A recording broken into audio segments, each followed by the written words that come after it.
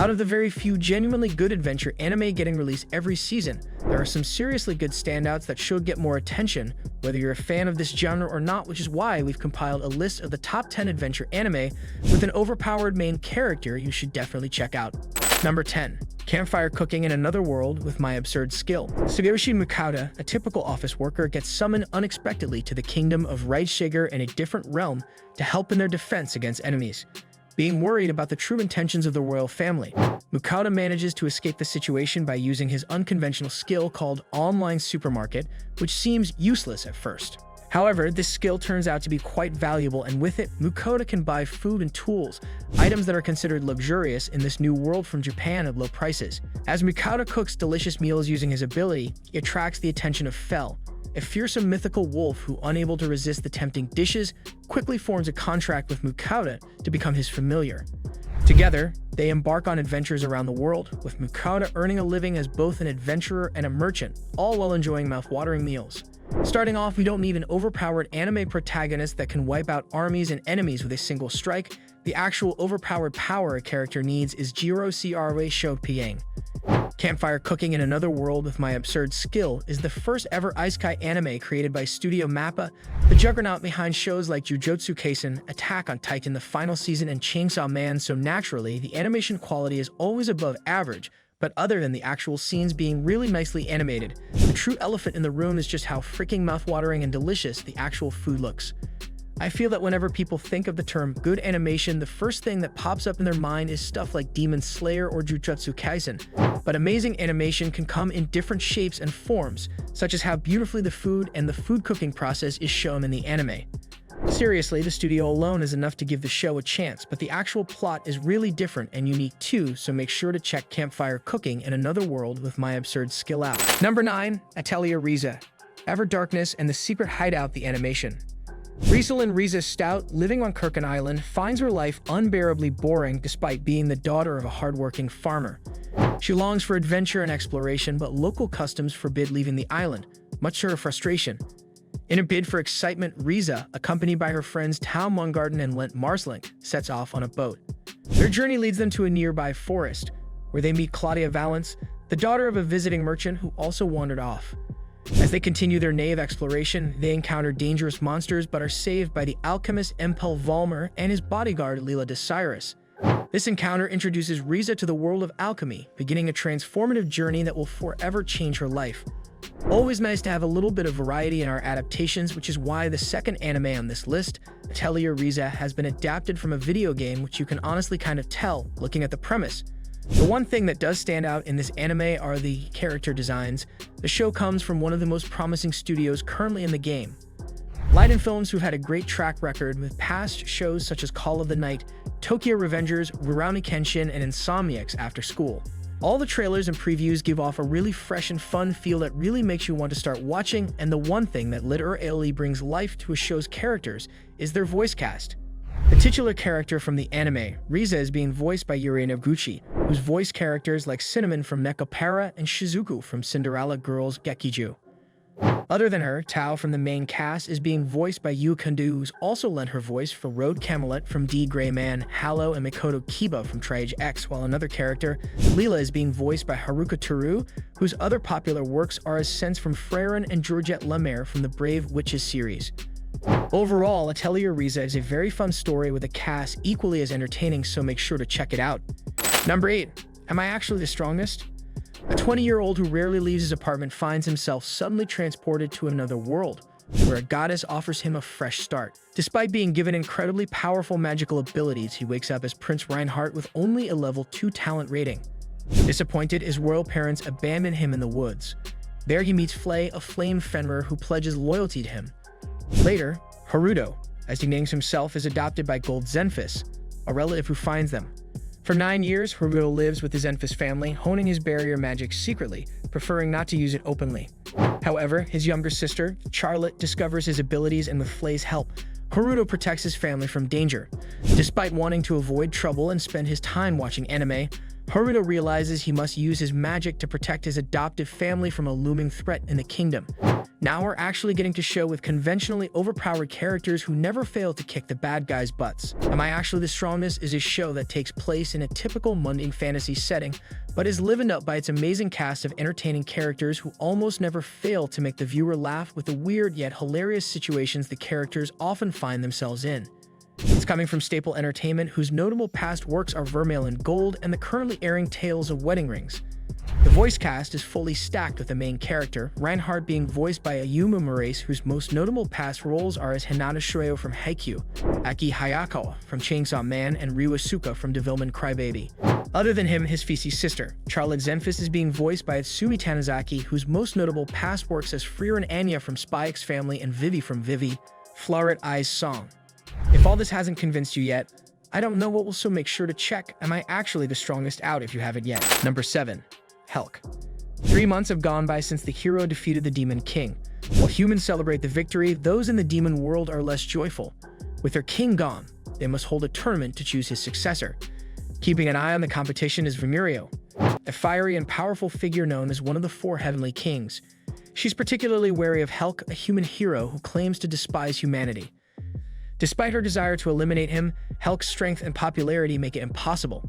During the tournament, Vimirio notices that humans are disappearing from different towns. This alarming development drives her to devise a plan to expose Helk's true intentions and possibly save the demon world from danger. If successful, she might uncover where his loyalties truly lie before it's too late.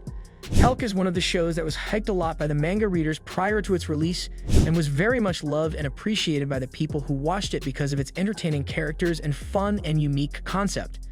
It was released in summer 2023 by Studio Satellite, who've got a very impressive portfolio with shows like Hellsing, Fairy Tail, and Log Horizon. The directorial side of the show is spearheaded by Tatsuo Sato, who's worked on Overlord, Paranoia Agent, and Platinum End. On the other hand, the voice cast is being led by Katsuyuki Kanoshi as Helk, whose past characters are Kamina from Gurren Lagann, Tenjin Yuzui from Demon Slayer, and Jonathan Joestar from JoJo's Bizarre Adventure. The female lead, Vimirio, is voiced by Mikako Komatsu, who's also voiced Senku Ishigami from Dr. Stone, Maki from Jujutsu Kaisen, and Seishiro Tsugumi from Nisekoi. With so many pros under its belt, there's absolutely no doubt in my mind over whether or not you should check it out because it's seriously one of the most fun and underrated shows from last year. Number 6. Kamikatsu. Working for God in a godless world. Yukito Urav believes the all-powerful god Mitama will save him, so he joins a ritual to lead his father's cult. However, he drowns during the ceremony and wishes to be born again in a world without gods or religion. He wakes up in a different world where spirituality doesn't exist and meets a rebellious girl named Aruwaru, who shows him around her village. But his hopes for a peaceful society shatter when he witnesses a mass suicide and learns about the government's policy. They can order anyone to die at any time. When Aruwaru and her sister are taken for execution, Yukito tries to save them but fails. Remembering his father's teachings, he prays to Mitama for help. A girl claiming to be Mitama appears and defeats those who harmed Yukito and his friends. Yukito is surprised by her appearance and identity. When it started airing, Kamikatsu was a show that gained popularity for all the wrong reasons. Tons of people clowned on its questionable use of CGI or even how it literally planted a PNG of a character's face on top of a real-life footage and had the balls to unironically put it into the anime rather than an actual animated scene. The fact that a lot of people missed was that under the huge clownery thrown at this show was an actually unique premise.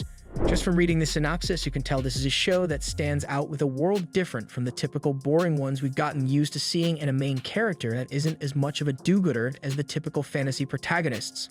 I'm looking at Yukirito. The show has a weird yet interesting take on the genre and the main character. Yukito is voiced by the Junya Inoki, who's also famous for roles like Itadori Yuji from Jujutsu Kaisen, Nasa Yuzuki from Tonikaku, and Yomoji Asanaka from SSS Dynazenon. Make sure to check it out if you haven't already because Kamikatsu is genuinely a really fun and entertaining take on the fantasy genre. Number 5. Saving 80,000 gold in another world for my retirement.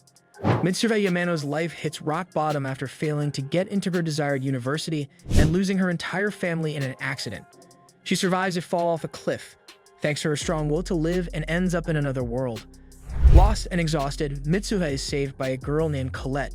Soon after, she faces another life-threatening situation where her determination saves her again. She gains the attention of a cosmic being who reveals she now has superhuman healing abilities and the power to travel between worlds. With this newfound power, Mitsuo plans to use it to her advantage. She realizes she can bring goods from Earth and sell them in the other world for a profit. Her goal: save up 80,000 gold coins to retire comfortably. We've added a fair few overpowered fantasy shows on here. It's time for the real stuff to start rolling out. Yes, having sick powers in a magical world is cool, but you know what's even cooler?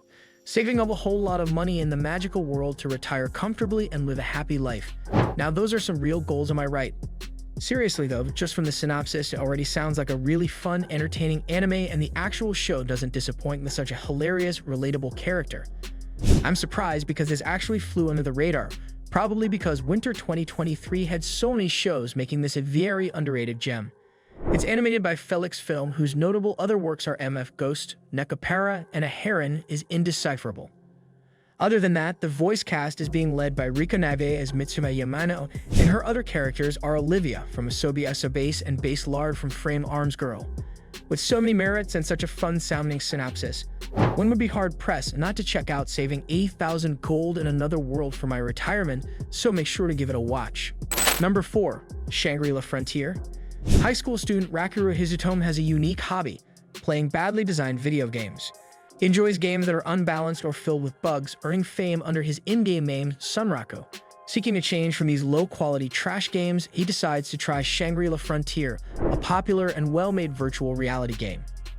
In Shangri La Frontier, Sunraku sells most of his starting gear to earn extra money, keeping only basic items like boxers, a bird mask, and weapons.